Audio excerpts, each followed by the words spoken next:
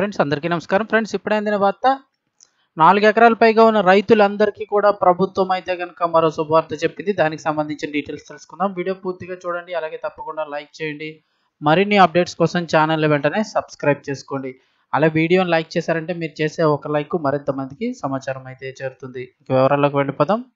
రైతుల నిరీక్షణకు తెర 4 ఎకరాలకు పైగా ఉన్న రైతులందరికీ కూడా ప్రభుత్వం శుభవార్త చెప్పింది. వివరాలు చూస్తే తెలంగాణ రాష్ట్రంలో రైతులందరికీ అందించే రైతు భరోసా పథకంపై రాష్ట్ర వ్యవసాయ శాఖ మంత్రి తుమ్మల నాగేశ్వరరావు కీలక ప్రకటన చేశారు. ఇప్పటి వరకు 3.5 ఎకరాల వరకు భూమి కలిగిన రైతులకు మాత్రమే ఈ పెట్టుబడి సాయం అందించగా మరో 10 రోజుల్లో 4 ఎకరాలు లేదా అంతకంటే ఎక్కువ భూమి ఉన్న రైతుల ఖాతాలో కూడా నిధులు జమ చేస్తామని మంత్రి వెల్లడించారు. ఆర్థిక సమస్యలు ఉన్నప్పటికీ రైతు సంక్షేమానికి ప్రభుత్వం కట్టుబడి ఉందంటూ ఆయన స్పష్టం చేశారు.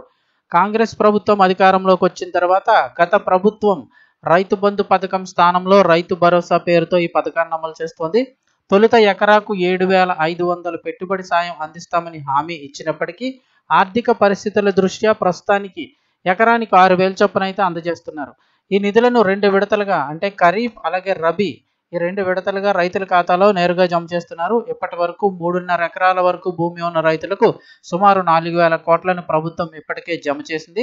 ఇక తాజా ప్రకటనతో భూమి పరిమితిని పెంచడం ద్వారా మరింత మంది రైతులకు ఈ పథకం కింద లబ్ధి పొందనున్నారు. అంటే దాదాపు 4 ఎకరాల నుంచి 10 ఎకరాల లోపు భూమి ఉన్న రైతులందరికీ కూడా ఈ నిధులు జమ చేసే అవకాశాలు ఉన్నట్లు తెలుస్తోంది.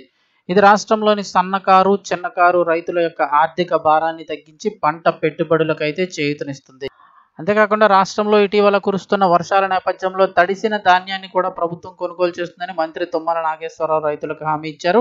రైతులు ఎలాంటి ఆందోళన చెందవద్దని ఆయన భరోసా కల్పించారు.